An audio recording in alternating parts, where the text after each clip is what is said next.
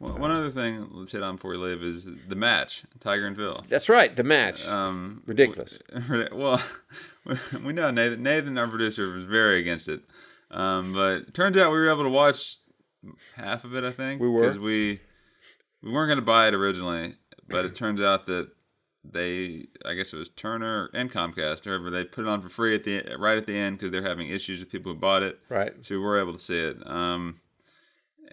Then the one thing we still can't figure out is where the $9 million came from exactly. Yeah. Did they put up half each, or was it the winner take all, or was it? I don't know. Sure about that. If somebody out there is listening to our podcast knows the answer to this question, please tweet us at PressBoxPod and tell us what it is, because that's the $64,000 question, or the $9 million question, is where did this money come from? Yeah. Now, I know they made side bets during the match, like, hey, I'll bet you $300,000 you don't birdie this hole. Right. That came from their pockets. Yeah.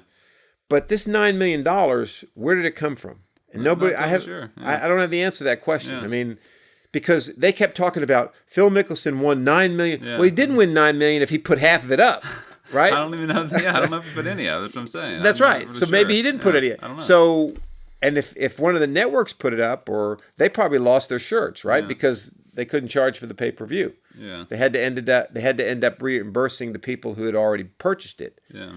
But the thing that was so interesting to me about this thing was Tiger and Phil both were on PTI before the match, early or a couple days before, and they were asked, why. The only good show on ESPN, by the way. That's right, the only good show on ESPN. To read my blog post today to have my feelings about ESPN, but anyway, and they were talking about this was kind of meant to be partly a prototype of what watching a sporting event might be in the future, okay? Well, that doesn't make any sense, okay? Because first of all, and the reason they said that is, I think, what's his name?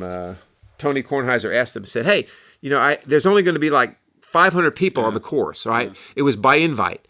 Oh, that's a prototype. So you're going to tell me that in the future, nobody's going to attend sporting events and everybody's going to watch them on pay-per-view. I don't know that he meant that so much as like, apparently there's a lot of like, well, I played in Vegas, but there's a lot of like in-game gambling, like in each hole, and like. You mean like through your computer? Well, they didn't have anything like set up where you could actively gamble, but it seems to be more like a gambling-centric thing. I don't know. All right. It could be part of it. I'm not really sure. All right. Well, that aside, then again, I mean, these guys, Tiger wasn't into it. You could tell, and he even came out today in a recent interview, not talking about the match, but said, I took a lot of time off after the Tour Championship. Well, after the Ryder Cup.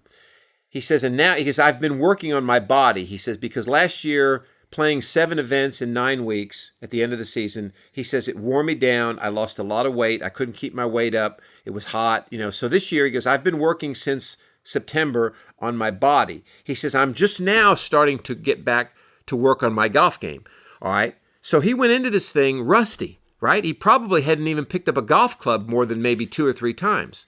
Now, to you and me, we'd be shanking it all over the place. He still played well. But my point is, he didn't play to the level he was playing at when he won the Tour Championship. Yeah. And Mickelson didn't either. I know. If you play that, then he blows Phil off the course. That's right. But my point is, if you're going to have this match and you're going to have it on pay-per-view, these guys should have had this thing like the day after the Ryder Cup. Right? Yeah. Or else tell them, hey, you guys need to be prepared. I mean, they both shot a 69, which to us sounds really great, but they should have shot like 63 or 64 on that course. Yeah. So to me, it was... That course isn't hosting events. It's not like... Is it, right? No, it's not. It's probably not the toughest course they played. That's right. Yeah. Now, they tried to say that the pin placements were tough and the greens were slick, but come on, My point in saying all that is that if you're going to have this quote-unquote the match, it should have been handled a lot better than it was, because it really wasn't very compelling golf. I mean, you and I and Nathan watched the last 5 or 6 holes or 7. They couldn't make a putt.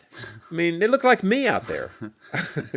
If I had a 6-foot putt to win $9 million, I probably would leave it 3 or 6 inches short like they did too, So I don't know. I mean, it was nice. It was fun to watch. It was nice to hear them talk on the course, Mickelson talking about the Oregon-Arizona State game, and In the end, he tells Tiger to pick the ball up. He's like, I don't want to win like that. I don't want to win like that. So you got a little bit of an insight to what it's really like out there, right? Because what they might talk about. But other than that, I thought it was ill-conceived the way it was handled and the way they played and all that stuff. But I guess it was okay.